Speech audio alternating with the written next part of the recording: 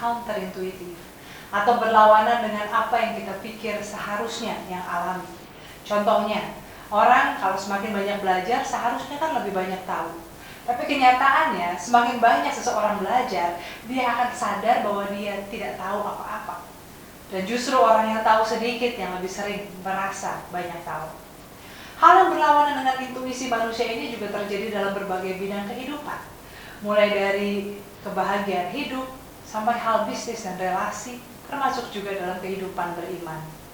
Dalam hal bisnis misalnya, tujuan utama bisnis adalah menghasilkan uang sebanyak mungkin.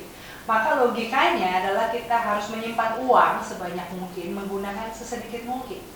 Tapi pada kenyataannya, sebagian besar orang yang berhasil dalam bisnis dan keuangan adalah mereka yang bersedia membelanjakan uang banyak sebelum bisa menghasilkan.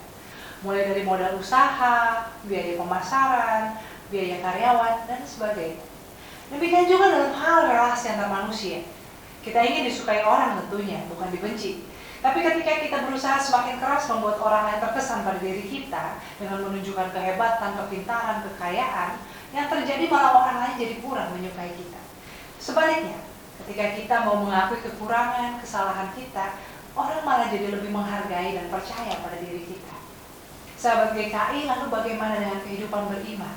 Sama, kalau bukan, bahkan kehidupan berimanlah yang menginspirasi prinsip kehidupan yang counterintuitif ini. Dalam beriman lebih sering lagi kita diminta untuk melakukan hal-hal yang berlawanan dengan intuisi kita.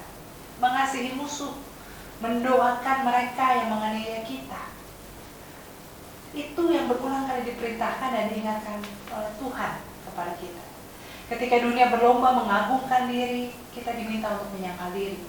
Ketika dunia menuntut balas mata ganti mata, kita diminta untuk memberi pipi yang sebelah lagi kalau dipukul. Ketika dunia dipenuhi teror kebencian, kita diminta untuk jangan takut dan terus mengasihi. Namun kabar baiknya adalah bukan hanya kepatuhan yang berlawanan dengan intuisi yang diminta dari kita, tapi juga janji penyertaan Tuhan.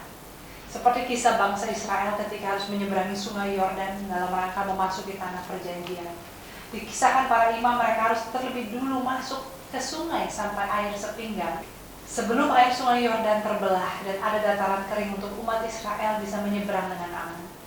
Kadang kita pun harus melangkah dalam kepatuhan dan rasa percaya dulu, sekalipun berlawanan dengan logika, dengan intuisi kita. Dan ternyata cara Tuhan bekerja, cara Tuhan menyediakan jauh lebih hebat daripada yang bisa kita perhitungkan. Terima kasih sudah menyaksikan program ini. Bila program ini memberkati saudara, silakan bagikan kepada rekan-rekan di jejaring sosial saudara. Jangan lupa bergabunglah dalam channel khusus Sinode GKI di YouTube, like fanpage, follow Twitter dan Instagram, serta kunjungi website Sinode GKI. Saya Yolanda Panto, salam GKI, Genta Kasih Indonesia. Tuhan memberkati.